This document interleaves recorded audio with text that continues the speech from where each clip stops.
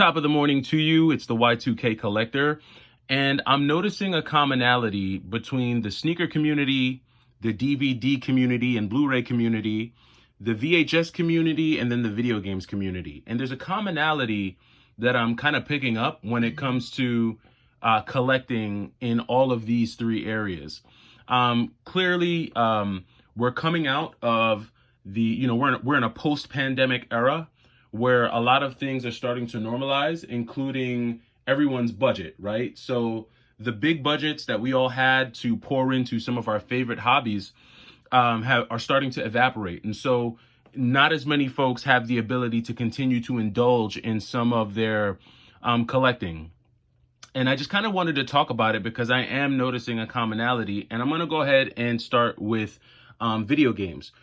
Obviously, because that's where the bulk of my collecting has been for the last 3 years.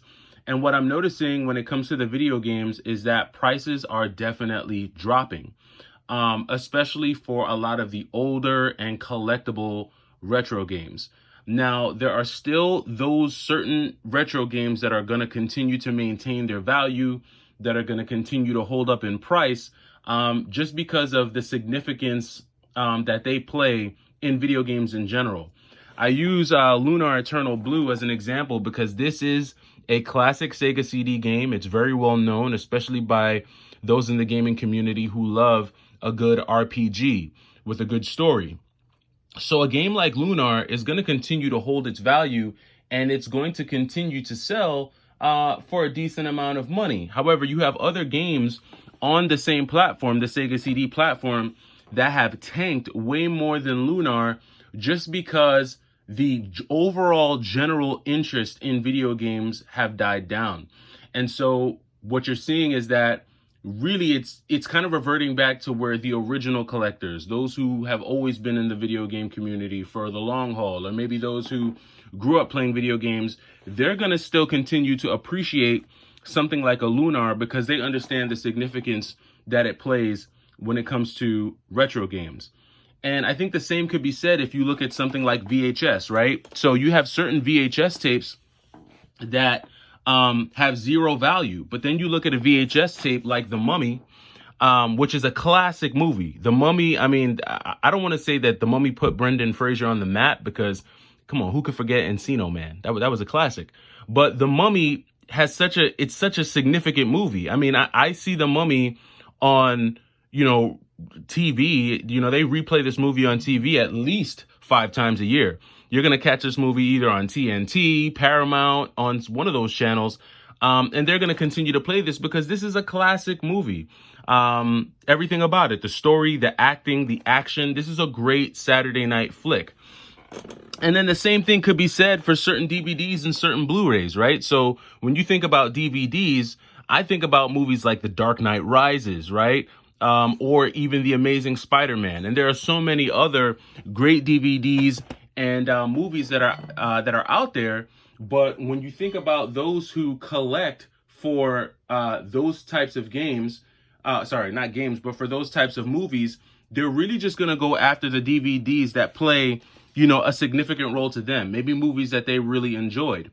And then you kind of shift over to the sneaker market. And the reason why I use this shoe in particular as a good example is because this is the Jordan 3 Ivory Craft. These recently released this Saturday. And by all accounts, this is a beautiful sneaker. This is a shoe that under normal circumstances, like when I say not normal circumstances, but I would say if this shoe had released maybe 2 years ago, 3 years ago, this would have been an instant sellout because of the fact that, one, it's just a very beautiful shoe. We haven't really seen anything like this from Nike for a while. I mean, there are shoes that resemble this, but this is definitely a great looking shoe. But because of where we're at in terms of just the state of the economy, for most people, they're going to start to prioritize. So a lot of people may have passed on this shoe in anticipation of maybe some other Air Jordan sneakers that are going to be coming out, like the Bread 4 Reimagined. I know around All-Star Weekend, there are going to be some sneakers that are going to be coming out. You've got the Kobe's, you've got the KD's, and a whole bunch of other sneakers that are going to be coming out around that time. But what all these categories have in common to me, from what I'm seeing, because I'm actively in the market, either buying or selling these items, is that overall the ability and the frequency of folks buying these things has drastically dropped, and in some cases, it's reducing the value of some things. Now, retro game prices have already been going down. They've been going down since 2022. But now what you're going to start to see is things like sneakers, which aren't being sold on the secondary market, right? You're still buying sneakers at retail, but even sneakers are sitting on shelves, and those too are going to be going down in price via discounts, sales. You're going to start to see some of these things hit the clearance rack. And then the same could be said for, certain DVDs and certain movies. Now, me, when it comes to DVDs and movies, I'm never going to go anywhere but like a discount store, a thrift store, or something like that to get movies. Like, I never really see myself paying more than 50 cents a quarter, for a VHS tape, unless it's a classic, unless you're selling me like the full Star Wars set or, the full Indiana Jones set or something crazy like that. For me, I'm never really going to spend too much money on a VHS, but you do have a strong community of collectors out there who are collecting VHS tapes, who are collecting DVDs, and we're starting to see these things kind of dwindle down. And so it makes me think, what does this mean for both the folks who are getting into collecting and folks who are moving away from collecting? Well, when it comes to folks who are moving away from collecting, depending on which collecting community you're leaving, whether you're leaving the VHS community, the DVD community, gaming, or sneakers, it just really means you're going to really have to look at what it is you've actually been collecting, right?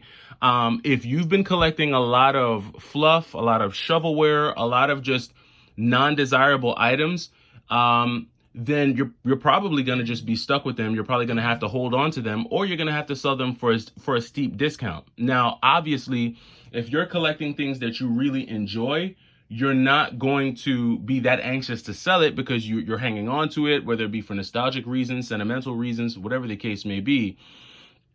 So you really don't have any problems there. But if you are in a position like with me, with certain games where you're trying to exit to a degree from certain collecting scenes, it's really going to boil down to what you have and if what you have is something that someone else wants at this time. Now, like I said, there are always going to be those items, whether it be in the video game community, the sneaker community, that people are just going to want regardless.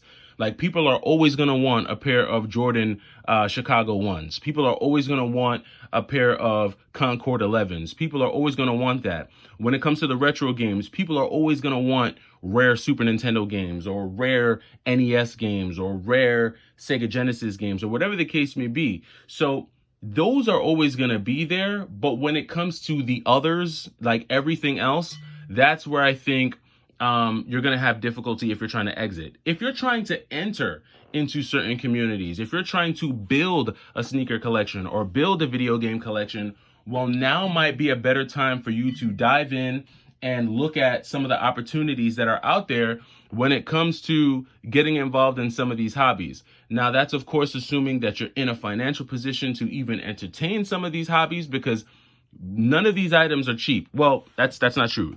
Collecting VHS tapes are a great thing to collect because they're super cheap, but you're dealing with VHS tapes taking up space. Same thing with DVDs. DVDs aren't super, expensive to collect, but, again, it's a space factor. When it comes to video games and sneakers, it's a completely different story. Video games, especially retro games, the prices are still kind of high. You know what I mean? To get into retro games and build a retro video game collection, you will have some price challenges depending on the types of games you're going to get. If all you want are FIFA games and, NBA Jam, you'll have no problems. But if you're looking for more of the, the rarer action titles, some of the more rare RPGs, that's when you're going to struggle. When it comes to sneakers, though, sneakers are a little bit different because straight out of the gate, sneakers are expensive. Most Air Jordans are going to average somewhere in the neighborhood of around $180. So you already have a huge price barrier, but there are ways to get around that. Obviously, you can buy used sneakers and fix them up, clean them up. You can buy sneakers on the secondhand market, consignment. There's definitely different ways that you can get into that type of collecting without breaking the bank. But in every instance, you're going to have to sit down, create a budget, and think about, how you want to build your collection, what it is you want to have. And, I always do things with the end in mind. So, as you start collecting, you kind of do want to think to yourself, okay, suppose there comes a day where I do want to get rid of this stuff. How easy will it be for me to get rid of this stuff? Will anyone else want this if I do decide to sell it? And I think those are important things to think about, especially when you're building a collection. Now, again, if it's just purely for personal use and you're like, man, I'm going to hang on to these things till the day I die, then go ahead and do it. Buy whatever it is you want. But at the end of the day, we can't take any of these things with us. And like I mentioned in one of my last videos, collecting is an ebb and a flow, no matter what you're collecting for. You'll have seasons where you want to buy a bunch of games, and then you have seasons where you want to sell a bunch.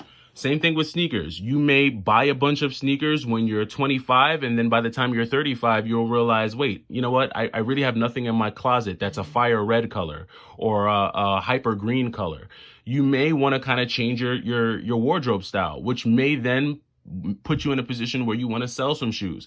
So all of these things are factors that I think are all related when it comes to these, 4 categories or 3 categories of collecting. But I'm interested to know what you, the community, thinks. Do you think that there is a shift in the overall collecting scene, regardless of what the category is? Or do you think that there's more, there are more new collectors pouring into certain categories or pouring more into some categories than others? I'm interested to know your thoughts. It's a Y2K Collector coming at you with just a morning thought.